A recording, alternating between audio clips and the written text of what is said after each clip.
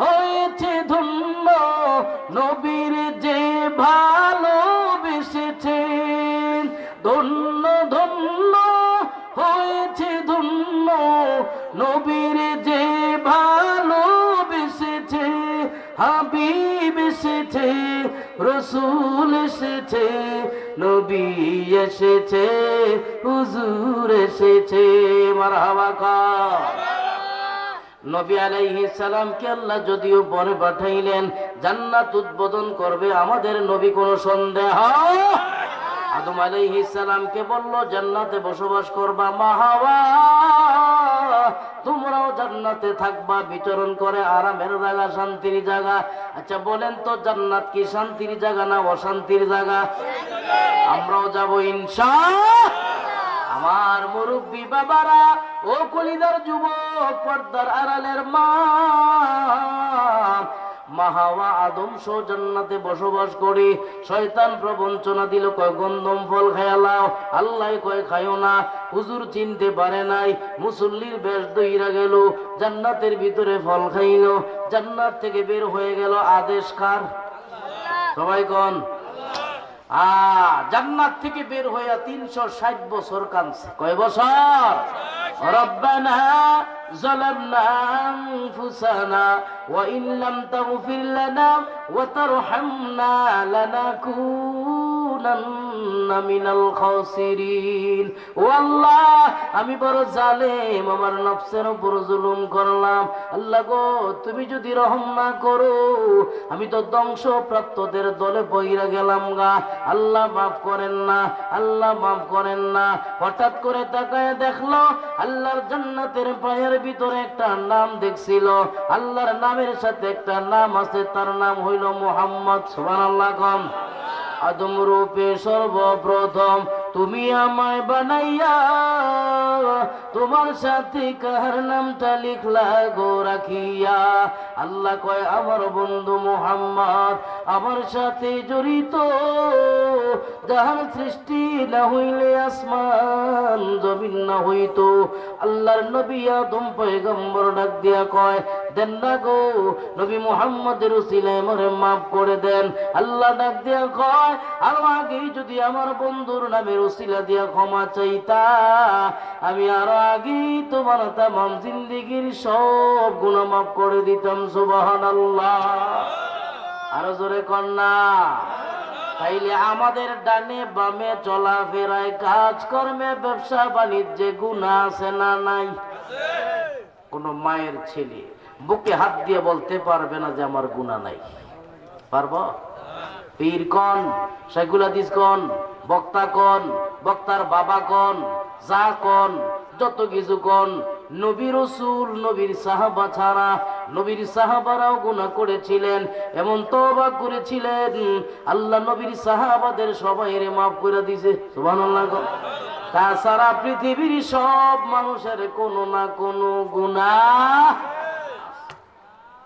তাহলে আমরাও আশা রাখি আমাদের বাবা রুহানি পিতা নবীজির উসিলায় যদি আমরা মাফ চাই, আমাদের পাহাড় পরিমাণ গুনাহ মাফ করবেন কি?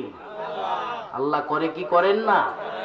আমার ভাইয়ারা, আদম নবীরে বানাইয়া আল্লাহ এখনো রূহ দেয় না, শক্ত হয় নাই। তখন ইবলিস তখন আদমকে সিজদা করলো না। আল্লাহ কয় সিজদা করো, এটা করতাম না, করতাম না। আদম কয়, আল্লাহ গো তুমি আমার ভিতরে দেহের ভিতরে প্রাণ দিলা, জান দিলা, রূহ দিলা। উনি বললেন আলহামদুলিল্লাহ। এখন শয়তানের তো জ্বলে। শয়তান কয়, আল্লাহ আপনি তো আমার শয়তান বানাইছেন, ওই আপনি আমার একটা ক্ষমতা দেন, এমন একটা ক্ষমতা যাতে আদমের নাক দিয়া ডুইকা শিরায় শিরায় উপসেরায় ডুইকা গুনাহ করামো, জিনা করামো, সুদের কারবার করামো, মানুষ মারমো, মিথ্যা সাক্ষী দেওয়ামো, মাফে কম দেওয়ামো, সব গুনাহ হারে করবো করামো। আল্লাহ কয় যা, ক্ষমতা দিয়ে দিলাম তোরে, এই ক্ষমতা দিয়ে দিলাম, তবে তুই জান না রাখ। এই আদম যদি মরার আগেও একবার আমার কাছে তওবা করে, সেকেন্ডের ভিতরে 90 বছরের গুনাহ আমি আল্লাহ মাফ করে দিই। আরো জোরে কোন আল্লাহ পারে কি পারে না? আমার ভাইয়ারা বাবারা গো, মানুষের দুয়ারে যাইলে মানুষ বিরক্ত হয়। আল্লাহর কাছে যাইলে আল্লাহ বিরক্ত হয় না, খুশি হয়। আরো জোরে কন। এজন্য মালিক কইয়া আইয়ুহাল্লাযীনা আমানুত্তাকুল্লাহ, আমি আল্লাহরে ভয় করো। ও মুমিন, আমি আল্লাহরে ভয় করো, আমি আল্লাহরে ভয় করো। কোন হিন্দু বৌদ্ধ কাফের রে আল্লাহ ডাক দেয় নাই, বাবারে তোর বড় দাম, কারণ তোর ভিতরে কালেমা আছে, তোর ভিতরে নবীজির বাণী আছে। আল্লাহ ডাক দিয়া কয় আমি আল্লাহরে ভয় করবা।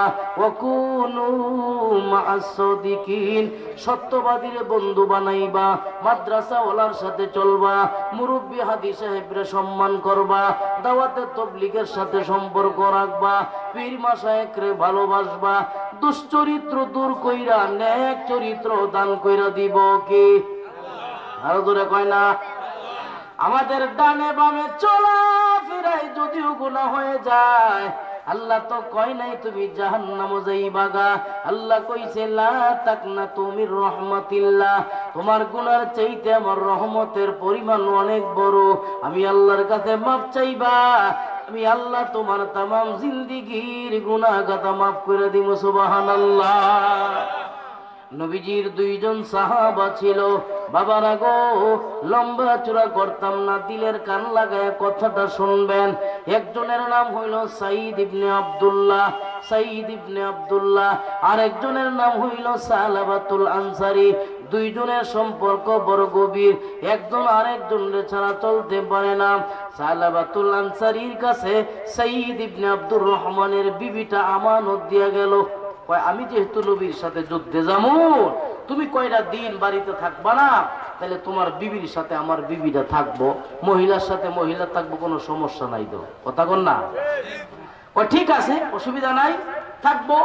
এখন যখন দিয়া গেছে, তার বিবি যখন অন্য কাজে যায়, সে বাড়ির ভিতরে একা একা, তার দিলের ভিতরে শয়তানে একটা প্রবঞ্চনা কয়, দেখ দেখ তোর বাড়ি তার একজনের বউ আছে, সুন্দর বউ, তুই এটার দিকে হাত খাত বাড়া, খারাপ কাজের চেষ্টা কর। শয়তান প্রবঞ্চনা দেয়। সাঈদ ইবনে আব্দুর রহমানের স্ত্রী এখানে দিয়ে গেছে। সালাবাতুল আনসারী কয়, আমি খারাপ নিয়তে ওই মহিলার দিকে এইভাবে হাত বাড়াইছি, স্পর্শ করি নাই, শরীরে ধরিও নাই, শুধু হাত বাড়াইছি। ওই মহিলা বলছিল, ও সালাবাতুল আনসারী, ভয় করো ওই দিনের কথা, যেই দিন তোমার মুখ বন্ধ হবে আর তোমার হাত সাক্ষী দিবে। সুবহানাল্লাহ কোন? হাত সাক্ষী দিবনি, জোরে কয় না। আমার বাবার আগো, সালাবাতুল আনসারী ডাক দিয়া কয়, যা বললাম তাই বুঝেন, বেশি আবার বুঝার দরকার নাই। মনে মনে পাইবেন না জিনা করলেন না, খারাপ হাত দিয়ে স্পর্শ করে নাই, হাত গুটায় আনলা। মহিলা কইছিল, তোমার শরীরের জবান বন্ধ হবে, হাতের জবান খুইলা দিব কে? এর ভাইয়েরা আমার, সালাবাতুল আনসারী ডাক দিয়া কয়, আমার নিজের ভিতরে অনুতপ্ত হওয়া আরম্ভ করলাম। কি করলাম? নবীর সাথে ব্যক্তি যুদ্ধ গেল, তার বিবির দিকে খারাপ নজরে তাকাইলাম। এটা তো বলা হয় না গো, এটা তো বলা হয় না। সর্বপ্রথম মেয়ের কাছে জিজ্ঞাসা করলো, মা গো, আমি এই অন্যায় করলাম, আল্লাহ আমারে মাফ করবনি? নিজের জন্ম দেওয়া মেয়ে ডাক দিয়া কয়, বাবা গো, আল্লাহ যদি মাফ না করে, তোমারে কোনোদিন ক্ষমা না করে, আমি ওয়াদা করলাম জীবনে কোনোদিন তোমারে বাবা বলে ডাকতাম না। নাউজুবিল্লাহ। এর চাইতে কষ্ট আর কি হতে পারে? কই যাইতাম? আবু বকরের বাড়ি যান, তাড়াতাড়ি পরামর্শ লন। ও আবু বকর, আমি খারাপ কাম করি নাই গো, হাতরা বানাইছিলাম, ধরিও নাই, ছুঁইও নাই। আবু বকর, আল্লাহ আমার এই গুনাহ মাফ করবনি, তাড়াতাড়ি কও। আবু বকর কয়, তোর চেহারাটা আমি দেখতে চাই না। নাউজুবিল্লাহ কোন? ওমরের দরবারে গেল গা। ভাই গো, বাস্তব ঘটনা দিলের কান দিয়া শোনেন। আবু বকর, ওমর, ওসমান আলী কেউ তারে পাত্তাই দিল না। কয়, যা তাড়াতাড়ি বাইর হইয়া যা, নবীর সাহাবার বিবির দিকে খারাপ নজরে তাকাইছো, আল্লাহ যদি মাফ করে করব, এই ব্যাপারে আমাদের বলার করার কিছু নাই। এখন কি করা যায়? কয় জামুগা, যারে না বানাইলে আল্লাহ আসমান জমিন বানাইতো না। উম্মতের কান্ডারি দয়ার ভান্ডার নবীজির কাছে চইলা গেল গা। ইয়া রাসূলুল্লাহ, ইয়া হাবিবাল্লাহ, ওগো পয়গম্বর, আমি এই কাজ করলাম, আল্লাহ আমারে মাফ করবনি। নবী ডাক দিয়া কয়, তাড়াতাড়ি যা, আমার সামনে থেকে উইঠা যা, তোর চেহারাটা আমি দেখতাম চাই না। নাউজুবিল্লাহ কোন। তাহলে নবী কষ্ট কম পাইছে না বেশি পাইছে? নবীর কাছে কষ্ট পাইয়া নবী কয়, তোর চেহারাটা আমি দেখতাম চাই না, কি করা যায়? বাড়িতে চইলা গেছে গা। মেয়েরে ডাক দিয়া কয়, মাগো, আসামির বেশে দুইটা হাত পিছনের দিকে দিয়ে আমার বাইন্দা মক্কার জমিন থেকে আমারে ছাইরা দাও। যতদিন পর্যন্ত আল্লাহ আমারে ক্ষমা না করব গো, ততদিন পর্যন্ত আমি ওয়াদা করলাম মক্কার মানুষ এই কলঙ্কের চেহারা দেখাইতাম না। কই যাইবা গা? কই যেদিক চোখ যায় সেদিক জামুগা। আল্লাহর বান্দা যাইতে যাইতে মক্কার পাহাড়ে চইলা গেল গা। এই যে কান্দে, আল্লাহর কাছে নামাজে সিজদা দিয়ে বারবার কান্দে, মাঝখানে সময় চইলা গেল গা 3 মাস। কয় মাস? 3 মাস সময় চইলা গেল গা। হঠাৎ করিয়া নবী যখন ফজরের নামাজ পড়ায়, আল্লাহ রাব্বুল আলামিন ফেরেশতা পাঠিয়ে দিয়েছে, জিবরাইল যাও যাও আমার বন্ধুরে তাড়াতাড়ি কও, আমার সালাবাতুল আনসারী এত কান্না কানলো গো, তার কান্নার কারণে আমি আল্লাহ তার তামাম জিন্দেগীর সব গুনাহ মাফ কইরা দিলাম।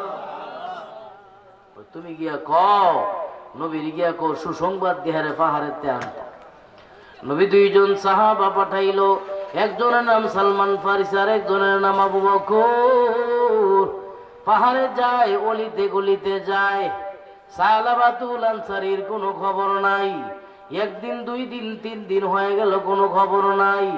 একজন রাখালকে জিজ্ঞাসা করা হইল, এরে রাখাল, এমন আকৃতির মানুষ এই জমিনে তোমরা দেখছো নি গো? তারে তো তালাশ করতেছি, পাই না।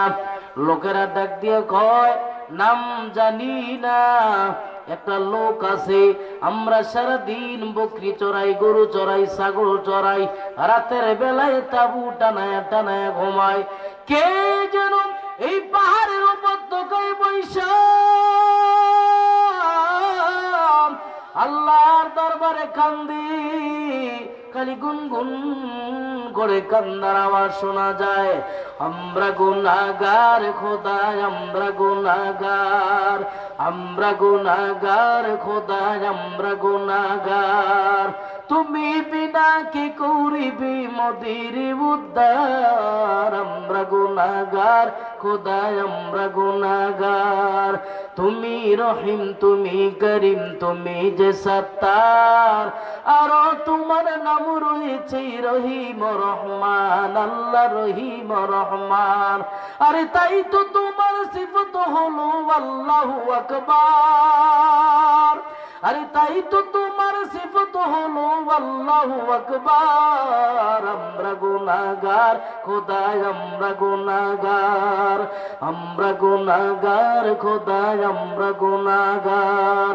যখন আমরা ছোট্ট ছিলাম, দাঁত ছিল না মুখে, তরল খাবার দিয়েছিলে মা জননীর বুকে, আল্লাহ মা জননীর বুকে। আরে তাই তো তোমার সিফত হলো গফুর গফফার। আমরা গুনাহগার খোদা, আমরা গুনাহগার, আমরা গুনাহগার খোদা, আমরা গুনাহগার। মারহাবা কর। আল্লাহর বান্দা পাহাড়ি বৈশা বৈশা কান্নার আওয়াজ। যাইতে যাইতে আবু বকর এবং সালমান ফারসি পাহাড়ে চইলা গেল। তাকায় দেখে সিজদার ভিতরে মাথা দিয়া চোখের পানি ফালায় কান্দে আর কান্দে। আবু বকর কয়, উঠ ভাই, তাড়াতাড়ি উঠ, উঠ, আমি তোরে নেওয়ার জন্য আসলাম। হযরতে সালাবাতুল আনসারী সিজদার মধ্যে থাইকা মাথা না উঠাইয়া ডাক দিয়া কয়, আমি তোমার চেহারা দেখি না, কিন্তু তোমার কণ্ঠের আওয়াজ শুই না বোঝা যায় তুমি আবু বকর। আমি যাইতাম না, তোমার সাথে যাইতাম না, তোমার কাছে গেছিলাম পরামর্শের জন্য, তুমি আমার এই বাড়ি থেকে বের করে দিয়েছিলাম। আল্লাহর নবীর সাহাবা আবু বকর ডাক দিয়া গো সালাবাতুল আনসারী, শুন, আমি তো তোর ইচ্ছা করে নেওয়ার জন্য আসি নাই, তোর কান্নার কারণে আল্লাহ তোরে মাফ করে দিয়েছে। সুবহানাল্লাহ। সালাবাতুল আনসারী মাথা উঠাইয়া চোখের পানি ফাল্লাইয়া ডাক দিয়ে আল্লাহ গো, দুনিয়ার কেউ আমারে জায়গা দেয় নাই, ও আল্লাহ কেউ আমারে আশ্বাস দেয় নাই, ও আল্লাহ কেউ আমারে প্রতিশ্রুতিও দেয় নাই। আল্লাহ তুমি যে গফুর, আর বুঝার বাকি নাই গো মাওলা। চলো আল্লাহর কাছে আমি আবার মাফ চাইবো। যাইতে যাইতে যাইতে যাইতে মসজিদে নববীর দিকে যায়। সারা রাত্র হাঁটার পর আইসা দেখি গো ফজরের নামাজের সময় হয়ে গেল গা। নবীজি ফজরের নামাজ পড়ায়, তেলাওয়াত করে আল্লাহকুমুত তাকাসুর হাত্তা যুরতুমুল মাকাবির। যখন মাকাবির শব্দটা তেলাওয়াত করলো, পিছন থেকে আল্লাহর এক বান্দা বইলা মাটিতে লুটায়া পড়ল। নবী সালাম ফিরাইয়া ডাক দিয়া কই কে? কই দেখো আমার সালাবাতুল আনসারী অজ্ঞান হয়ে গেল গা। সালমান ফারসি কয় আমি হাতের শিরার ভিতরে দইরা দেখলাম আর নাই গো, দুনিয়া থেকে চইলা গেল গা। নবী কান্দে, ও সালাবাতুল আনসারী শুন,